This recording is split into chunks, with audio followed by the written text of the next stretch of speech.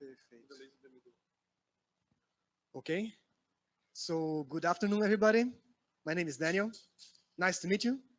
I know that Professor Osvaldo raised the bar up here, so I hope to not let you down. So um, I work as a materials scientist at the Federal University of São Carlos as a postdoc. And today I'm going to talk to you a little bit about what we have been doing in the interface between glass and data science. My talk is divided into 5 sections. The main content of the talk will be divided into 2 parts. Part 1, you already saw a little bit of a spoiler from Professor Osvaldo's talk, a very nice talk, by the way, where I will discuss a little bit about property prediction of glasses. And on the second part, we will discuss inverse design of glasses. Before that, I will do a brief introduction about glasses, so we can all be on the same page. But before that, I want to start with some first words. So my first word is to thank you for the invite.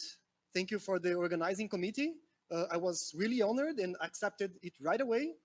So thank you for inviting me. And of course, thank you all for being here, because otherwise there would be no talk. We will all will be in the coffee, right? So thank you. And as you know, science is not done alone, so I will thank all my collaborators. We have right now 3 clusters of collaboration, where it all started at the Federal University, led by Professor Zanotto. So we have a cluster there of people working in the experimental part and on the machine learning aspect. We have a cluster here in the computer department, led by Professor André de Carvalho. And we are starting new international collaborations with Professor John Mauro and Dr. Adama Tandia and Colin Wilson. And who knows, perhaps we can start a new collaboration today. Who knows, then you guys will be here, right? So let's start with a brief introduction about glasses. So I hope to convince you that glasses are also materials. Perhaps when you think about glasses, you think about ceramics, because most of the glasses that we use in the daily life, they are considered ceramics, right? So the window glass, the glass on our cars, the glass on our kitchen, they are ceramics, right?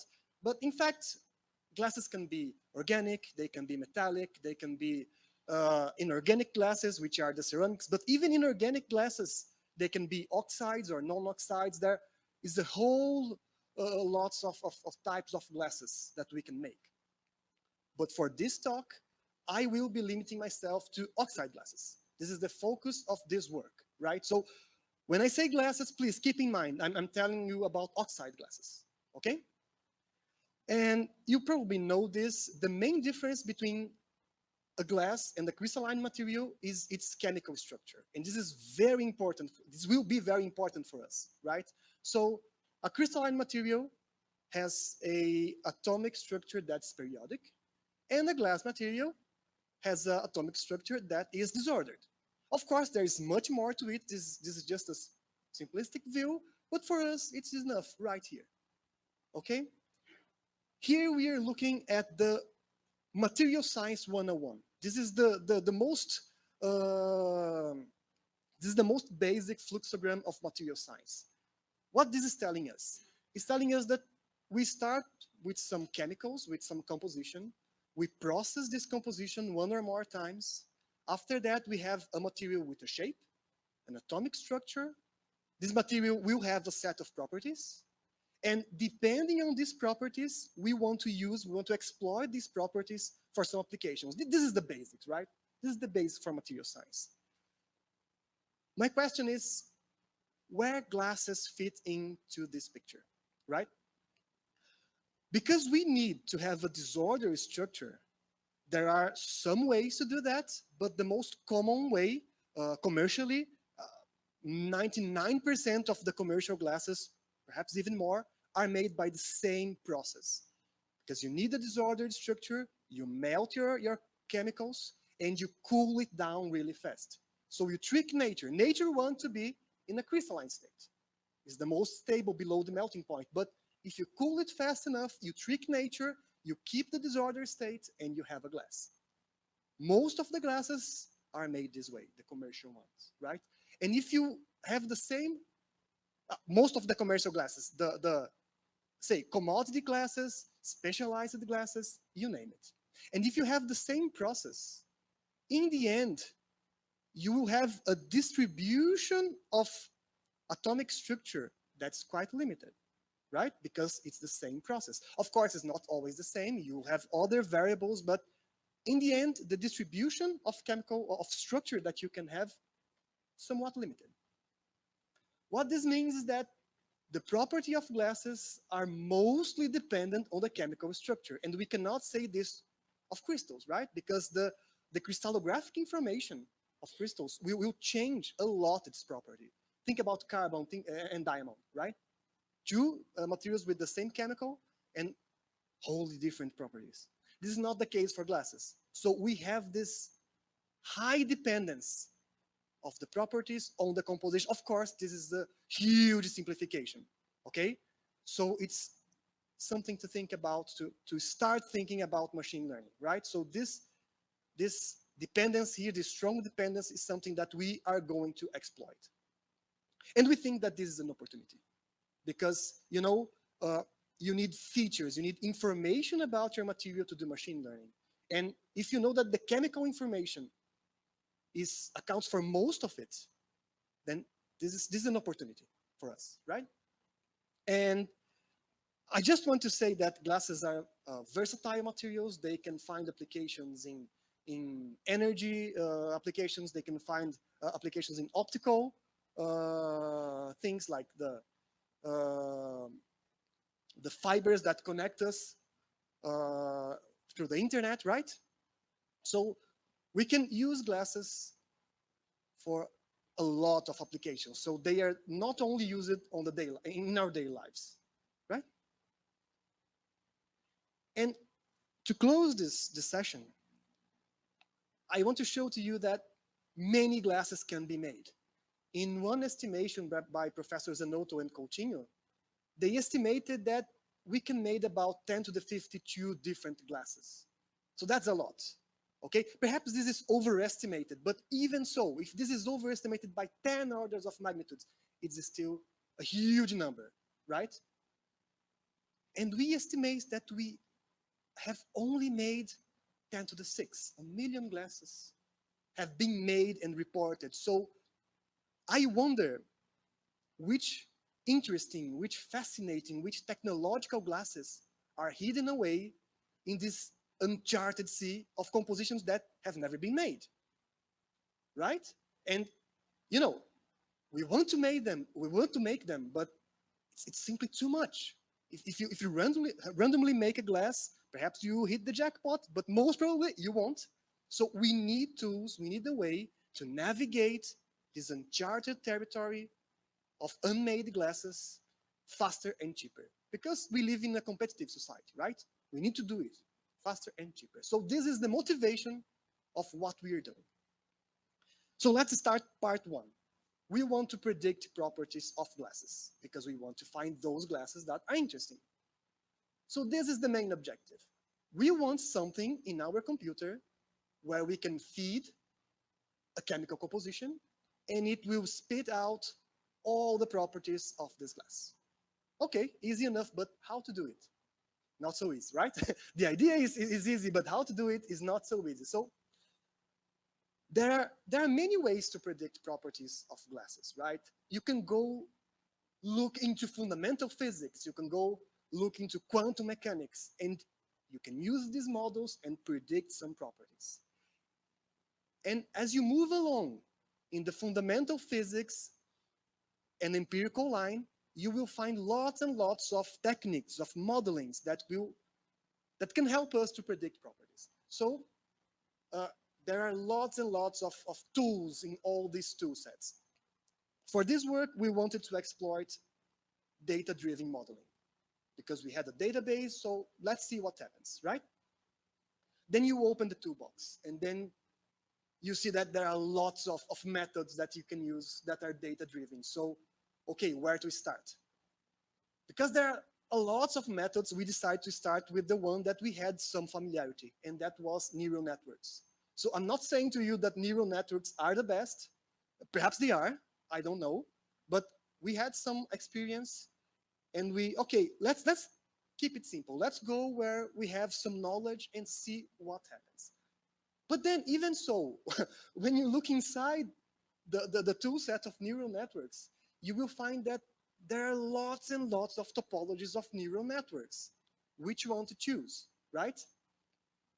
The main idea, before I tell you the topology that we use it, the main idea of neural networks is connection of information. So you have some information, and it will navigate through artificial synapses. They are weighted, so this information will navigate through them. They will converge to a neuron. Here it's called a cell. It will converge to this neuron. This neuron will grab all this information, make some calculation, and pass this information along through more synapses until some point where you capture this information, right? So it's all about connectivity and trying to find patterns in the data using the weights of the synapses. So as I said, we have lots and lots of topology because these connections can happen in lots and lots of ways. But for this work, we decided to go to use a very simple topology that is sometimes called multi-layer perceptron. Here is called deep feed forward. It's the same. Basically, it's a topology where information only goes forward, only goes one way, and you can have one or more layers of these neurons, of these computing entities that are called neurons. I'm not going to explain on details what are or neural networks or what they do. If you are a visual learner, I recommend these two series, Neural Networks Demystified by Welsh Labs, and but what is a neural network by Blue Brown. They are really visual, so if you learn better this way, I recommend these two series, right?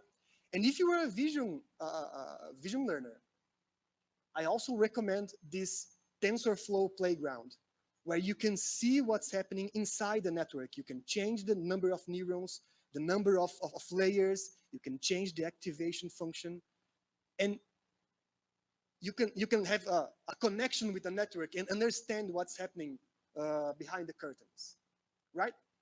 So this was our question, how to solve this problem, and we decided for this work to use a neural net. And I repeat, I'm not saying that this is the best, right? This is what we tried. Okay, so we need data. It's a data-driven modeling. We need data to feed the neural net. Fortunately for us that work with glasses, especially oxide glasses, we have SciGlass. SciGlass is a database that collects over 400,000 glass compositions. It collects optical properties, thermal properties, mechanical properties, you name it. Back when we did this work, this was a closed database, but right now it's open. So this is quite interesting because I wish to see lots and lots of new works exploiting this very fascinating database. After having choosing the database, we need to choose our target property, right? So for this first work, we decided to predict the glass transition temperature. Just as a refresher, the glass transition temperature is a temperature where below it, the atoms of your glass, they are frozen, right? They do not move. And above the glass transition temperature, actually you don't have a glass anymore. It's a supercooled liquid, and the atoms of the glass, they can move freely, right? It's an oversimplification. I know TG is much more than that, but it's good for us today. So this was the query. So we looked in all these entries to find those that have TG. Of course, not all of them have TG. Remember, we are dealing with oxide glasses. So we limited the query only for those compositions with more than 10% of oxygen, of atomic fraction of oxygen. And as we need examples to train the network to find patterns, we discarded those compositions that were made with chemical elements that appear in less than 1% of the database, right? So perhaps a glass with plutonium. Okay, fascinating, but only 10 glasses were made with plutonium. It's less than 1%. Let's cut all these glasses with plutonium, right? Because we want example, we want to learn patterns. We need to have a minimum threshold. So here it is. We collected a little bit above of 55,000 examples. And if you look into the data, you will see that we have collected data with 45 different chemical elements. Of course, there are no glasses made with all of them, but among all of them, there are 45 different chemical elements. And of course, you will see oxygen here because it was part of our query. But if you are in the area, you will see that most of the common elements that we use to make a glass are here, like silicon, boron, phosphor, lithium, sodium. Okay, so the most common elements, they are all here. We got that covered. Let's look into the data. This is the distribution of TG, of the glass transition temperature. You see that the most frequent value is about 750 Kelvin. And we have very few examples here for extreme values of TG and few examples for lower values of TG, which was expected. But it's interesting to always look into your data before you start doing something. And this was something that we were quite curious. We wanted to check how many different chemical elements made the glasses that we were studying. Okay, so you see that most of the glasses were made with 4 different chemical elements. So oxygen, because it was part of our query, and 3 other different chemical elements. But look here, above 11 chemical elements, there are only few glasses that are made in this multi-component region. Only 10% of our data set lies here. So this is something that piqued our interest because, okay, there are so many possibilities here and people are not exploring this. So we hope to be able to explore these multi-component glasses once we are able to predict the properties, right? Another thing that we need to look is the scatter of the data, right? So here I'm showing to you the system of sodium oxide and boron oxide. So here is pure boron oxide, and here you are increasing sodium. And you can see how TG changes, but look at the scatter. There is a huge scatter here, right? If I zoom in here from 10 to 20% of sodium, you can see that there are regions with more or less 100 degrees of difference of the glass transition temperature. So that is a lot. We have a database with a lot of scatter, right? And there are many possible reasons to explain this. I will not get into the details, but bottom line, we have a very sparse data set, and we need to work with it. So before we move on, we wanted to quantify this scatter. So we proposed this relative neighborhood deviation. I'm not getting into the details here. You can see in the paper, but we concluded that 95% of all the glasses that we have, they live in a region where the scatter is 6% or lower. 95% of the glasses lives in a region with a scatter of 6% or lower. So we cannot do better than 6%, right?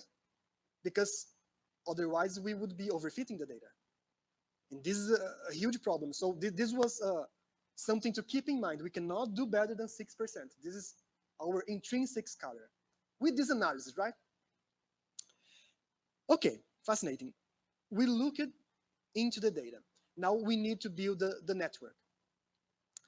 The first question that I had was, how many neurons we will use, you know? Because you can change the number of neurons, you can change the number of layers. How many to use? And then I learned a little bit, and I discovered that each problem will have a different topology of network. So even if you are within the multi-layer perceptron, each different problem will need different number of neurons, need different activation function, different number of layers. And how to discover this? How to find the best topology for your problem? And to do this, we used this HyperOpt module. This is a Python module, and this navigates through this space of possible topologies. It navigates this intelligently. So it tests a few random topologies, and then by this tree-structured parsing estimator, it can make it can suggest new candidate topology to test.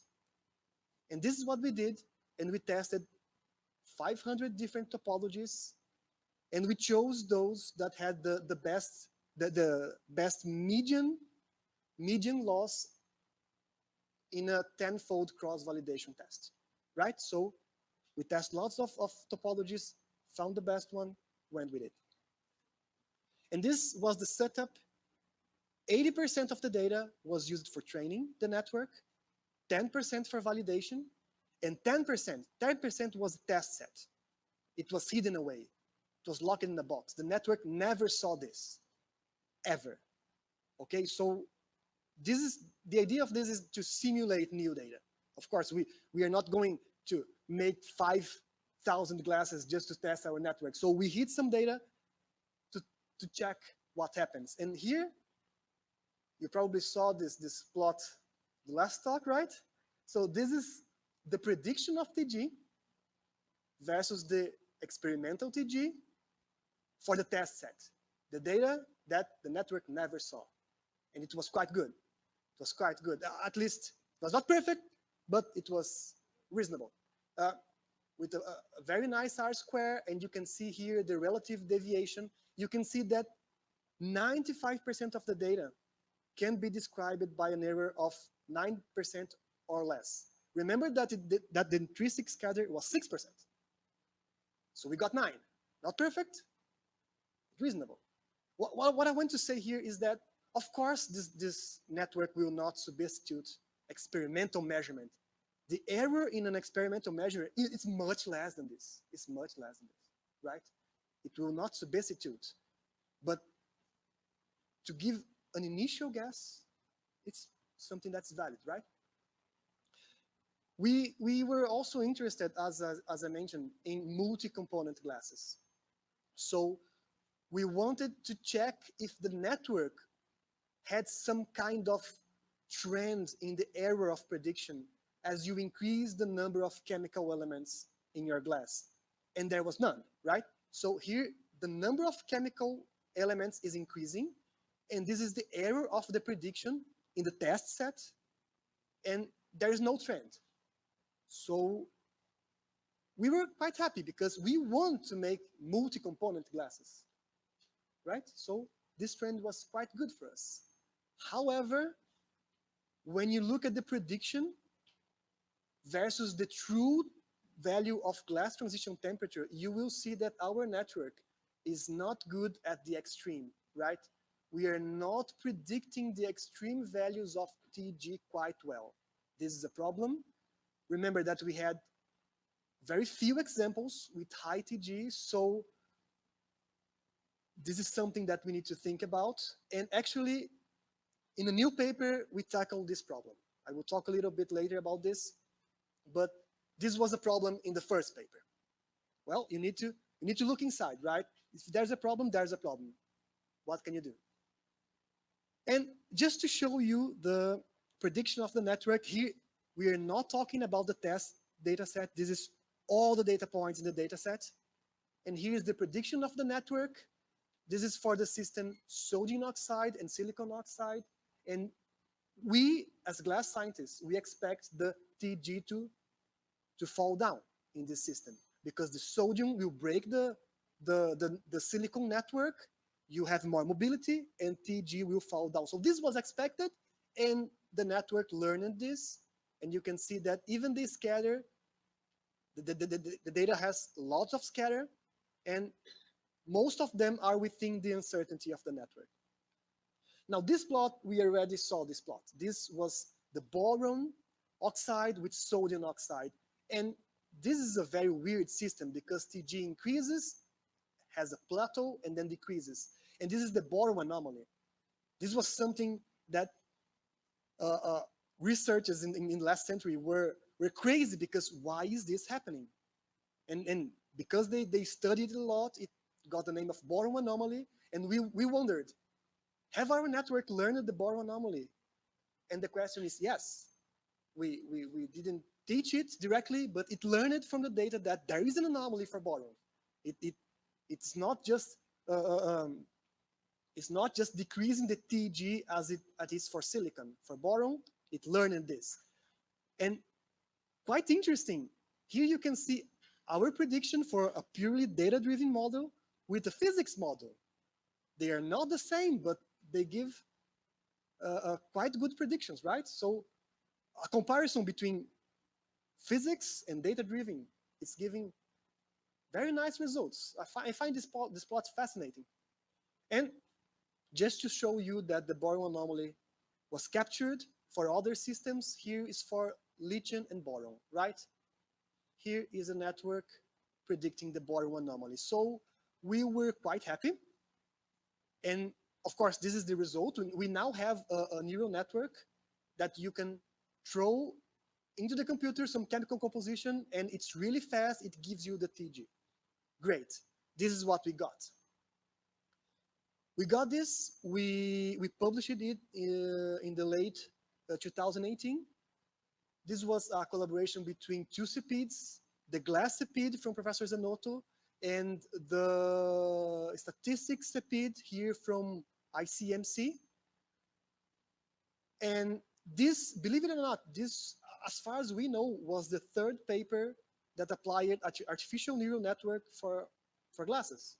So people in the glass community is, right now, it's booming, it's a hot topic, but back in the day, it was the third, right? So it's starting right now. And what we're working right now, of course, for TG, it gave us a good result. So now we want to predict all the properties. Okay, so is the logical next step. However, we as materials engineers, we do not sell composition. We sell properties, right? The consumer, they don't care if the material has silicon, has boron, has chromium. They don't care. Of course, if there is a toxic compound over there, then they care. Okay, and this is good, but they don't care otherwise. So how do we sell properties? We need to go the other way. We need to go the other way. We need to tell the computer that, oh, hey, we want this set of properties. Now give me some glass that can make this. And this is what we did here. And this is what we are doing.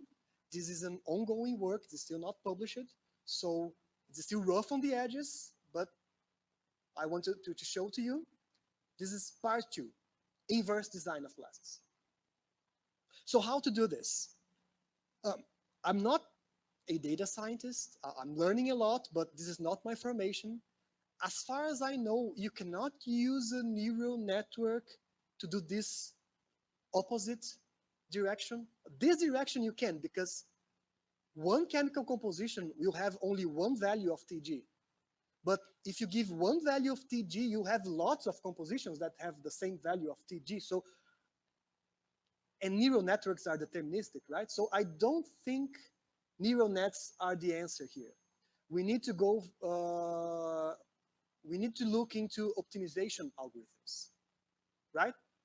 And there are many tools that we can use here, that are here. Perhaps we can use grid search, okay? So we can test almost all the glasses and just store all this data. And when you want a glass with a certain property, you go and query this data. But this is not good because remember that I told you we have lots and lots of glasses that can be made. So even a very scarce grid search will take a long time. It's a lot of calculation, right? So grid search is out of question. Perhaps we can do a random search. And for simple problems, I think it's possible. Because, okay, you want a simple glass with a TG of 800 degrees, okay? It's quite simple, but as you increase the complexity of your constraints for your material, then you have fewer and fewer answers, right? So it will be quite difficult to find them via random search. It's like the proverbial, you know, the story of a million monkeys typing randomly, right? At some time they will write Shakespeare, but it will take a long time, right? This is what I think is the problem with random search. So for this work, we went with genetic algorithms, not because they are the best, but again, because I had some knowledge about them. So, okay, I already know a little bit. So let's start with what we know. Perhaps they don't work. Let's see. So for this work, which solved with genetic algorithms that are loosely based on evolution theory proposed by Darwin. And the idea is, okay, you don't need to test all the glasses. Perhaps you can start with some random glasses, some random compositions. Some of them, by happenstance, will be better than others, right?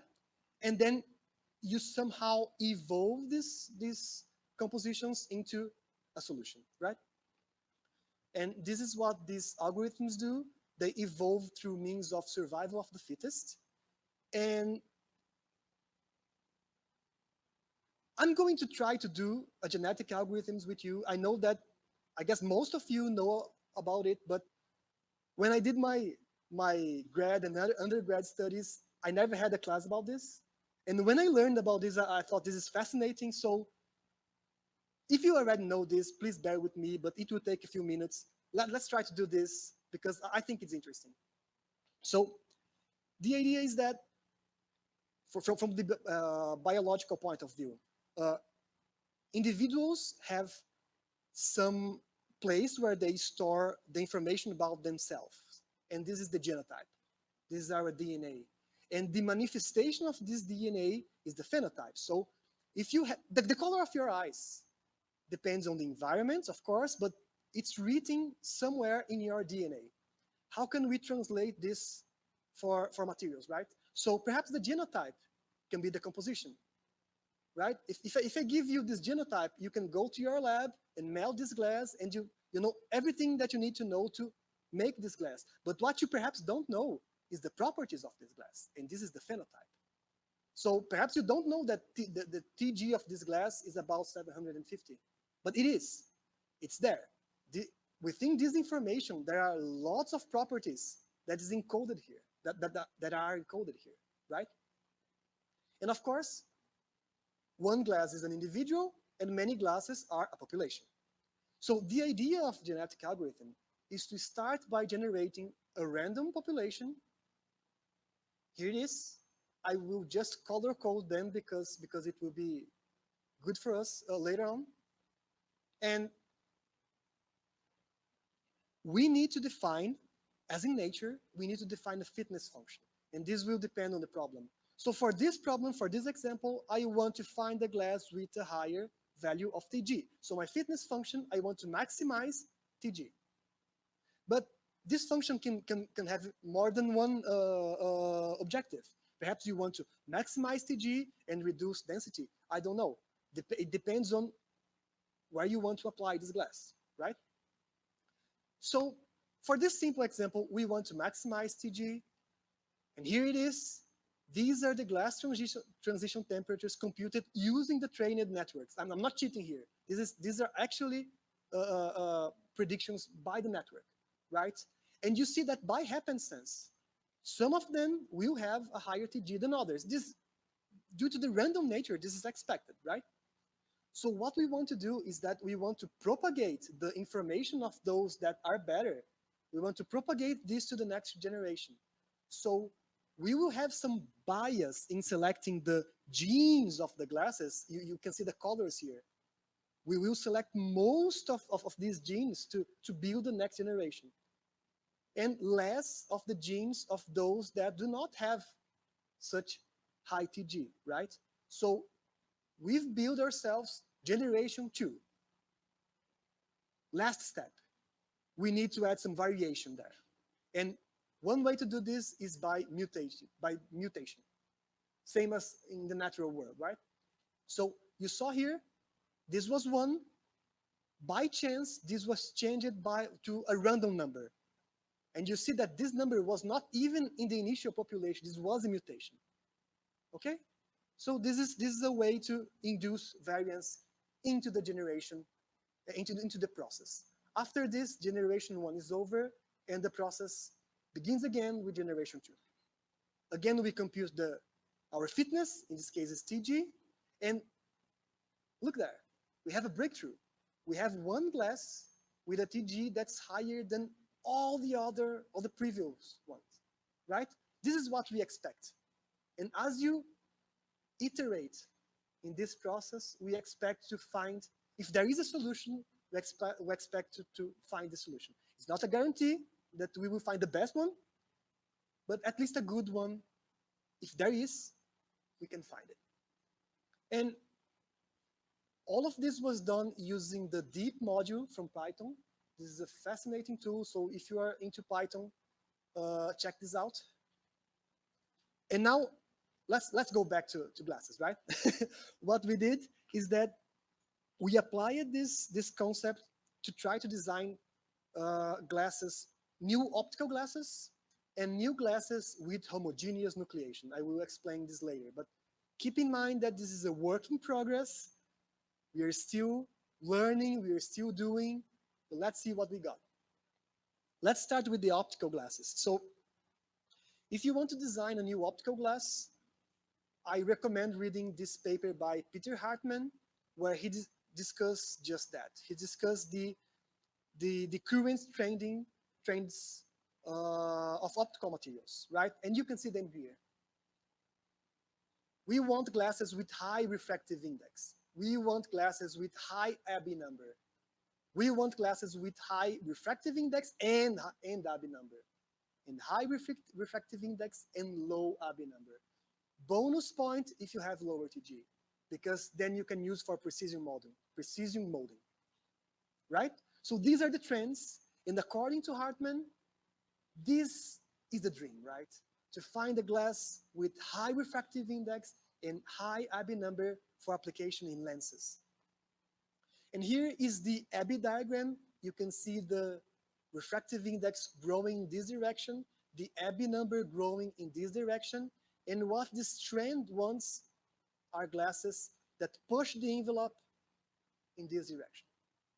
This is what this trend wants. And we tried, and we failed miserably. We just could not find any glass that met this criteria. It was really hard. But it was bittersweet because people have been looking for glasses here as far as optical glasses go, you know? This is the dream. So we're not getting it.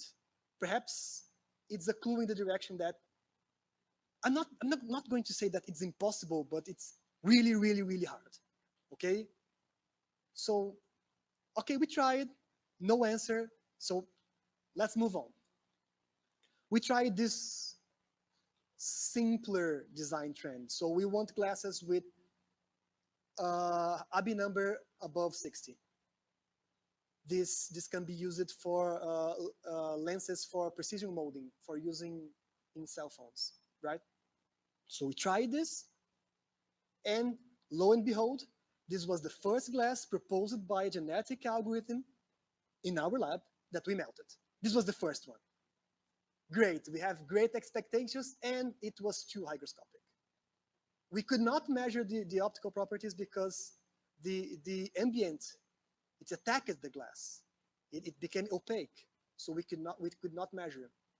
But if you look at the composition, it has a lot of phosphor oxide, so we should have known better. But we were so excited that this was the first. We tried.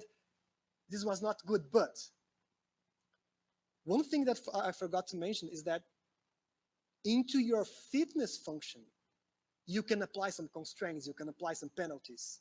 So we just said, okay, let's have a penalty for those glasses with too much phosphor. We do not want to remove phosphor from the search space, but just include some penalty. So the system will try to avoid phosphor. And this is what we did.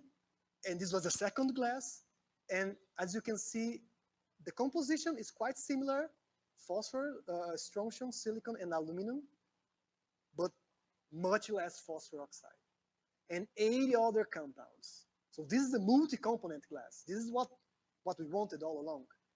This is the glass. It's much more resistant to chemical attack, and we got it. We predicted a Abbe number of 64.7. No, sorry. We predicted an Abbe number of 65, and the experimental value was 64.7. So it's close enough, right? Let's give the network that. It was close enough. Unfortunately, the TG was a little bit higher. We wanted something in the range of 500 C. So this composition cannot be used for precision molding, but we are still studying other technological applications that perhaps this can be interesting, right? But the search continues. The algorithm is still running. Let's see what it gives to us. Okay, now, in our lab, we work a lot with crystal nucleation. And, you know, I told you that below the melting point, the nature prefers the crystalline state. It's the most stable one.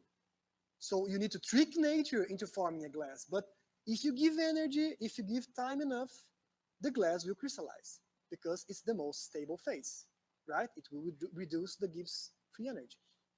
So this is the process of crystallization.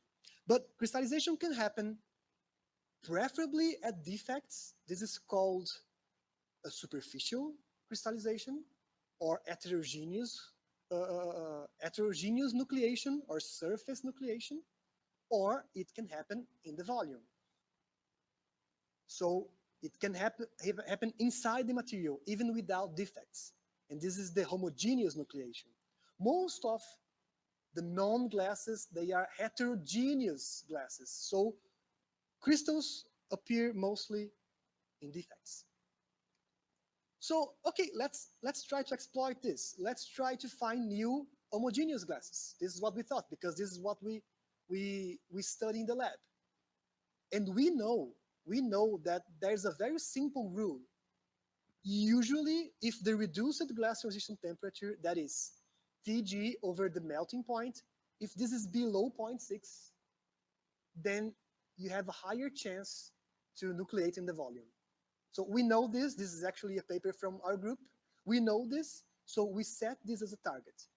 We want the genetic algorithm to search for those compositions that meet this criteria here.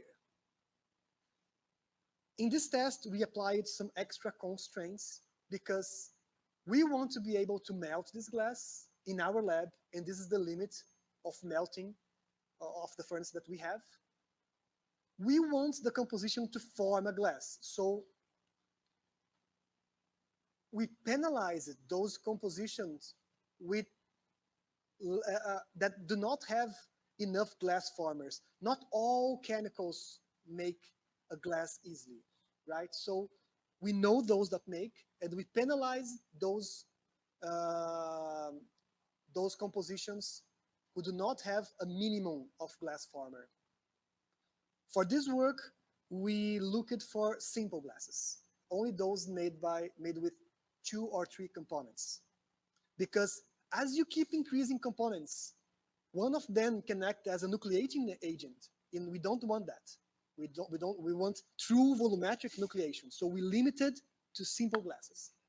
And because we were going to make in the lab, we avoided toxic elements.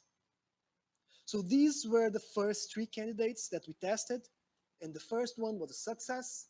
This is a glass made with calcium, manganese, and silicon. This was a success. The next one did not form a glass, so it didn't melt. So this was wrong.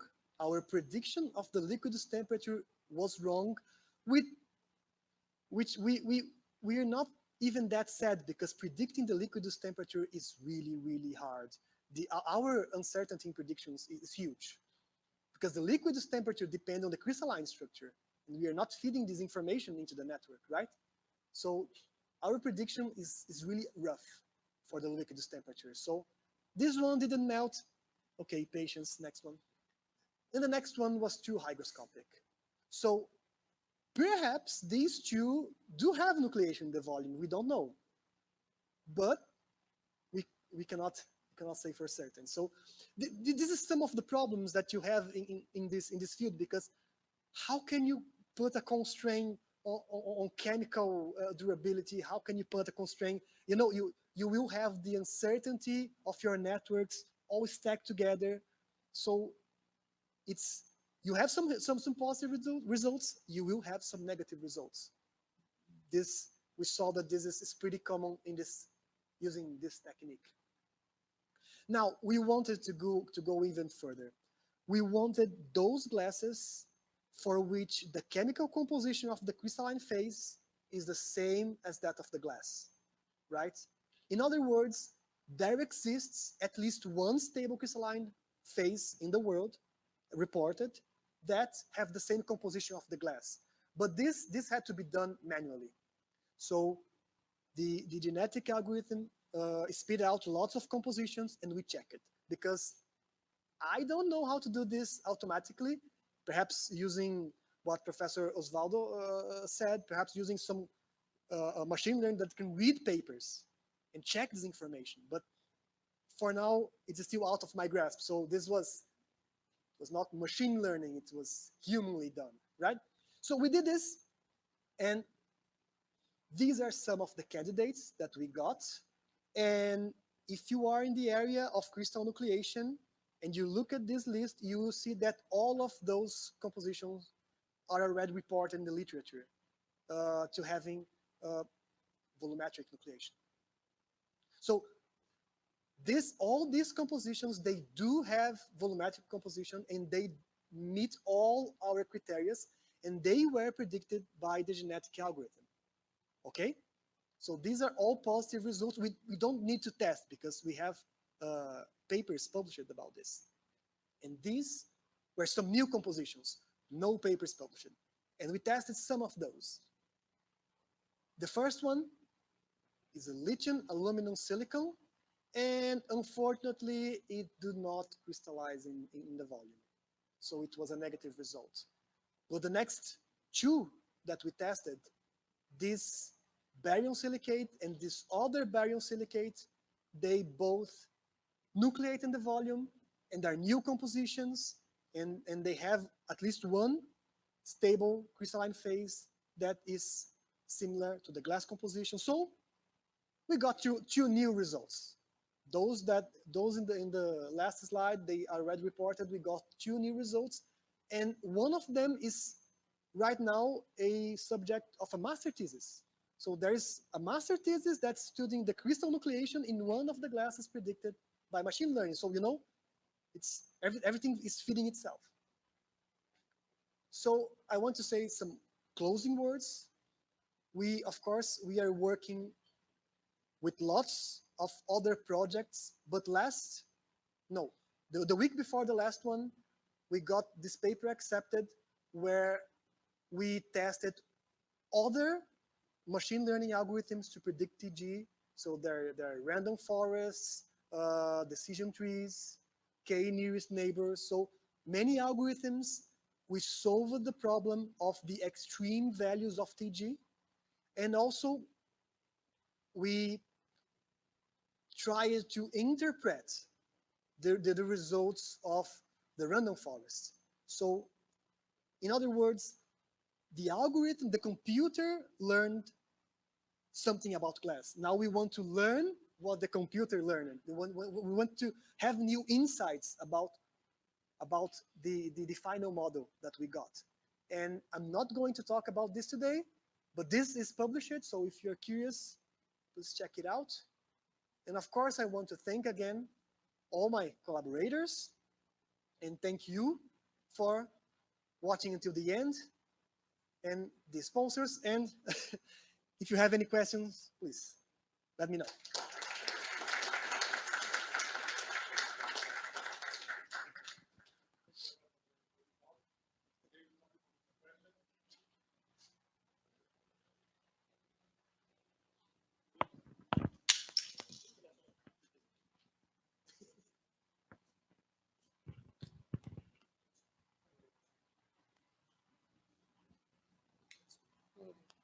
Oh, thank you for the nice talk.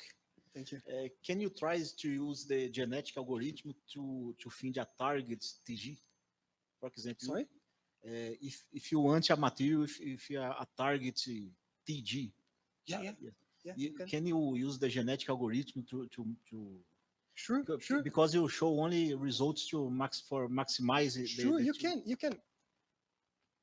One way to do this is perhaps you can compute the distance between the TG and the TG that you want. So you minimize this distance. So you will find only your last result will be glasses with a specific value of TG. Yes, you can. And you can do this with multiple targets also. So you want a specific value of TG, a specific value of refractive index, of density, you name it. You can have multi objectives.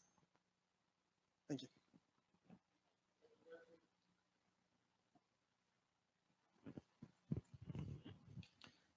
So last week, a friend shared with me an article explaining the science behind the Lycurgus cup, which is Lycurgus cup. It's a piece of art made from glass, and it's very interesting because the light that is reflected is green, but the light that goes through the glass, the material, comes out red.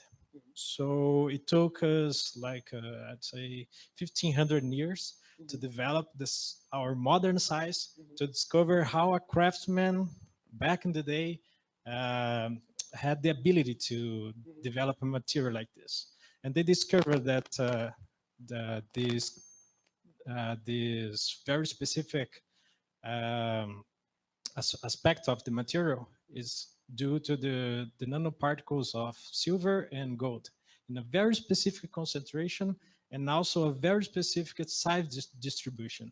So I'd like to know if technology like this could be able to also predict this kind of properties and also evaluates, I think, not only the composition of oxides, but also the composition side distribution of metals in the material. Okay, let me think. Your first question was if artificial intelligence can help us to predict what happens in this piece of art, to build new pieces of art that we still have not built. I guess perhaps yes, but right now it's much more rough than that, right? So right now I would bet a better understanding of physics will do you better than machine learning right now. Perhaps in the future, who knows? And your second question was about other materials, right? Not only oxide glasses. Of course. This is not limited for oxide glasses. We just limited ourselves with oxide glasses because this is what we know in the lab. This is what we work in our daily routine. But we are trying to predict for other glasses. For instance, SciGlass has data for non-oxide glasses. Not that much, because they are not as easily done as silicate as oxide glasses, but they do have the data. So we are going to try that. And metallic glasses, we have some data. I want to tackle that, but there are lots of stuff going on. Perhaps other people will do that first, but it's totally possible. Thank you.